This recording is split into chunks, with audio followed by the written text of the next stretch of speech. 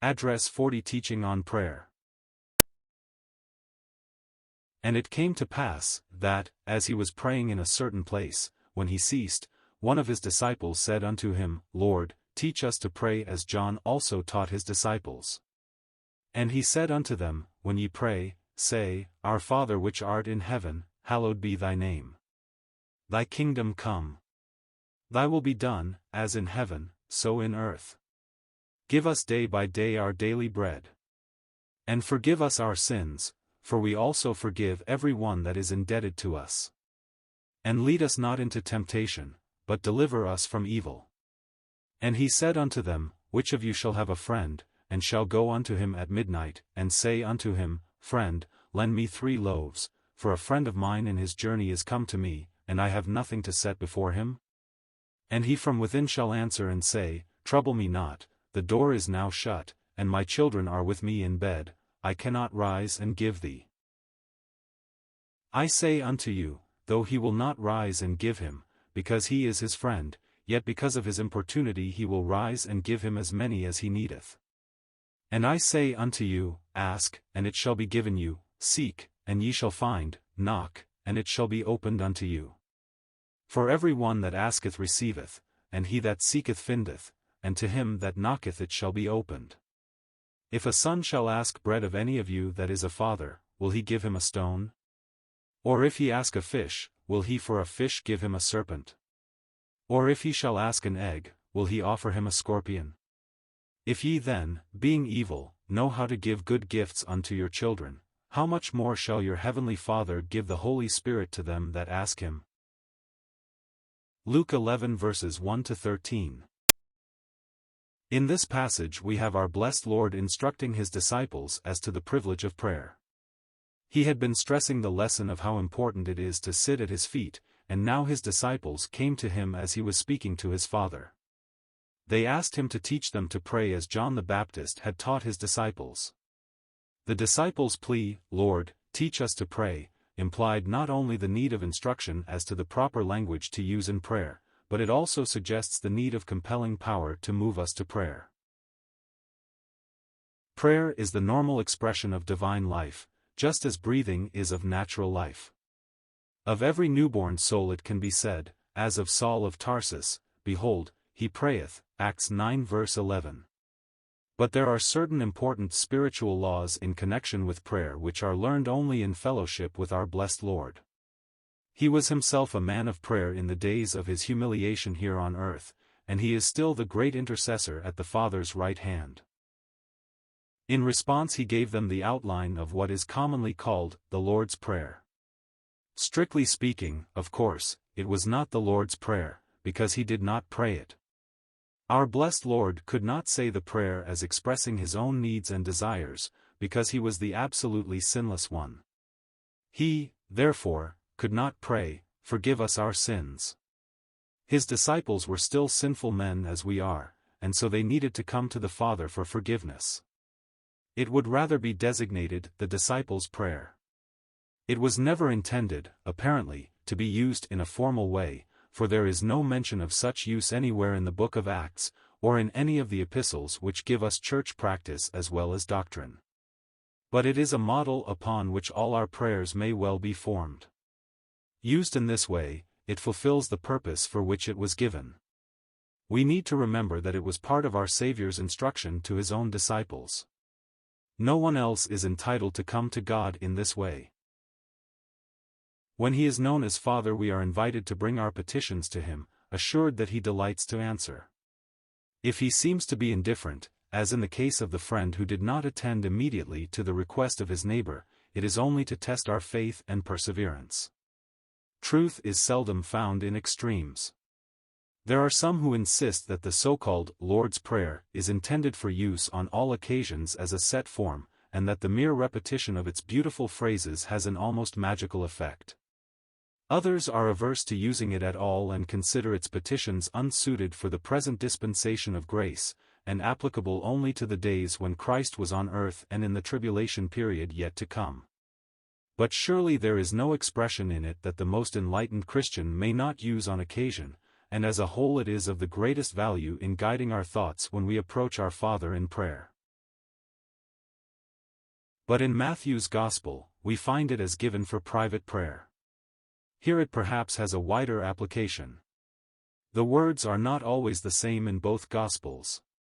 There are slight variations showing us that we do not have to say the same expressions each time when we come to God in prayer. Someone has said that it is the prayer that teaches to pray. Prayer, with Jesus, was the expression of communion with the Father, from whom, as man, he drew his strength day by day. His example moved the disciples to cry, "Lord, teach us to pray."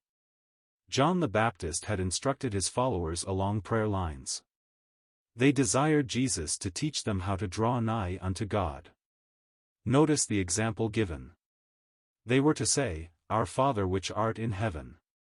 First of all, Jesus emphasizes the Father's name, which he came to declare, John 17 verse 26.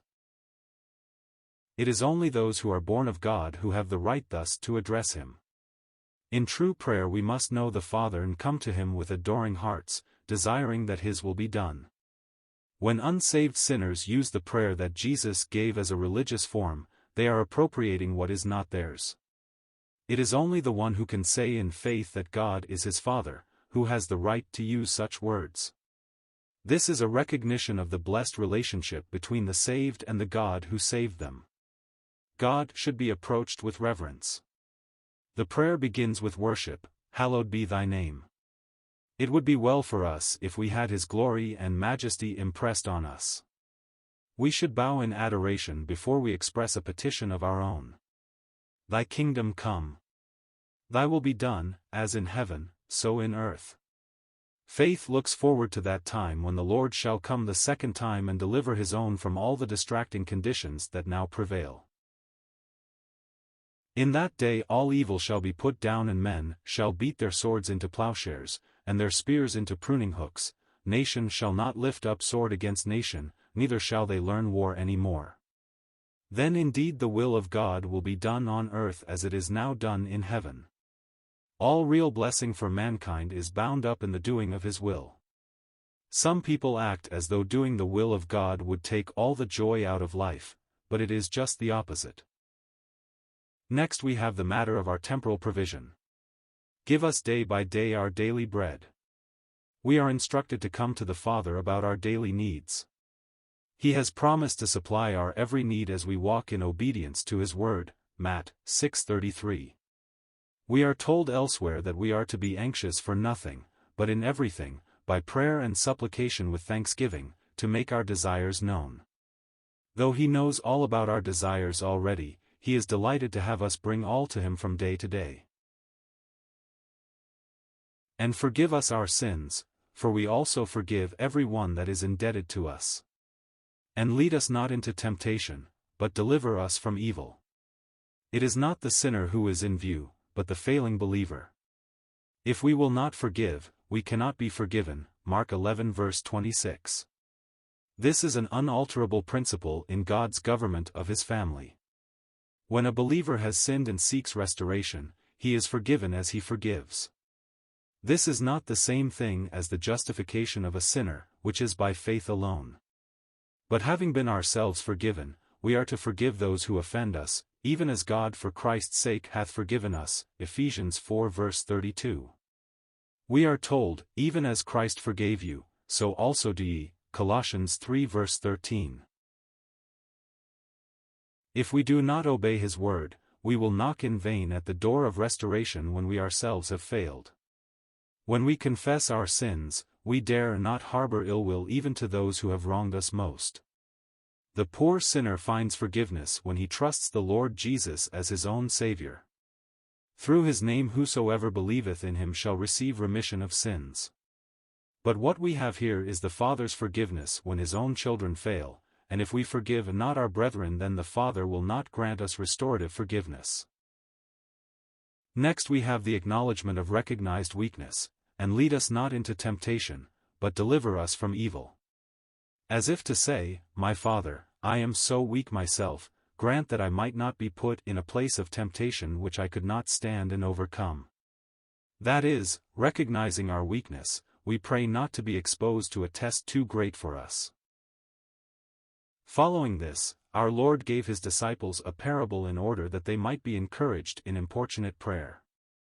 Sometimes we come to God in the attitude of prayer, but there is no real exercise of soul, and so he waits until there is greater concern before he answers. Our Lord illustrates it like this, "And he said unto them, Which of you shall have a friend, and shall go unto him at midnight, and say unto him, Friend, lend me 3 loaves. The friend here pictures God, who is the friend of all, and would have us repair to him in every trying circumstance and in every hour of need. He speaks of intercession on behalf of another.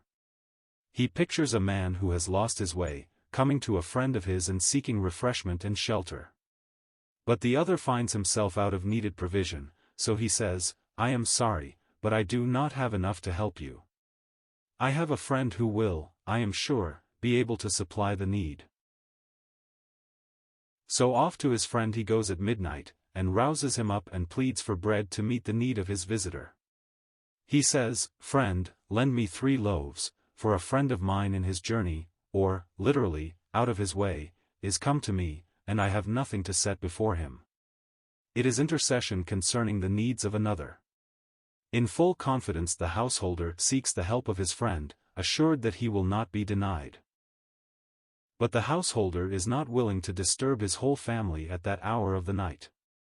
He pleads to be left alone, for he has retired, and his children also are all in bed. Such might well be the answer even of the most faithful friend disturbed at the midnight hour.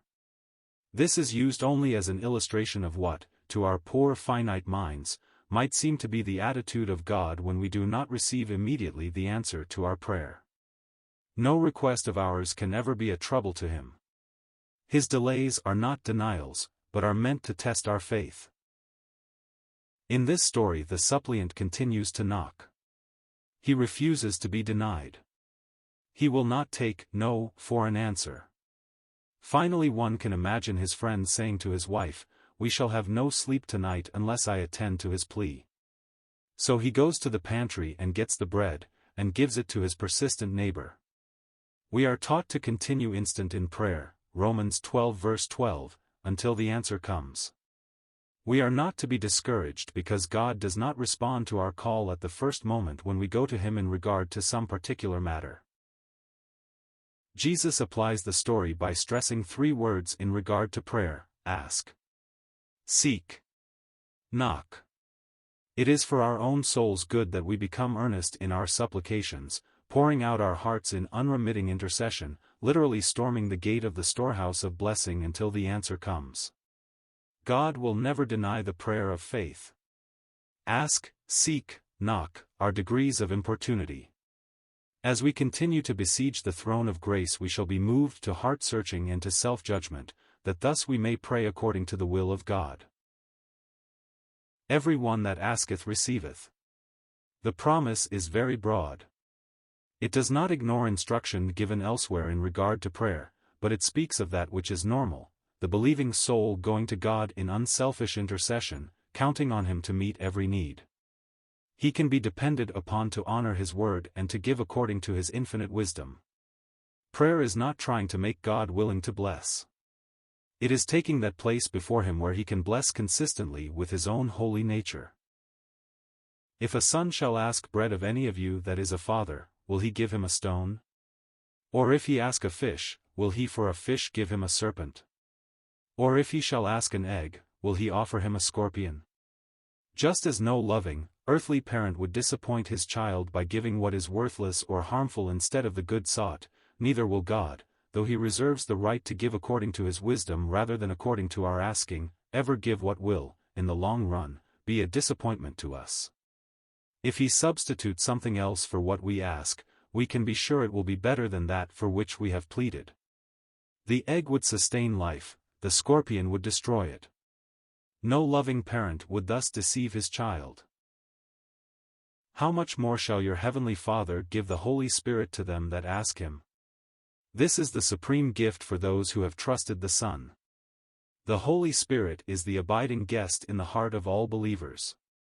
His power will be made manifest in their lives as they are yielded to God, who is the source of all blessing. Prayer is the expression of dependence and confidence. Because we are weak in ourselves, we turn for help to one who is almighty. Knowing his love as our heavenly Father, we trust him, and so come into his presence with holy boldness to make known our requests. In answer to prayer, he has chosen to give certain blessings which we will never receive if we do not pray, in order that he might draw our hearts out into communion with himself and give us positive proof that we have to do with a living God. Our very needs furnish him with the opportunity to display his tender love and compassion for us, and to manifest himself as a personal God who delights to hear our cries and rejoices in coming to our relief. It is a very blessed privilege to know God in such intimacy that we can go to him on behalf of others. This honor have all his saints, Psalms 149 verse 9. We do not pray aright if we are not subject to the will of God. Only as we are walking in the Spirit can we pray in the Holy Spirit. This is characteristic of prevailing prayer in the new dispensation.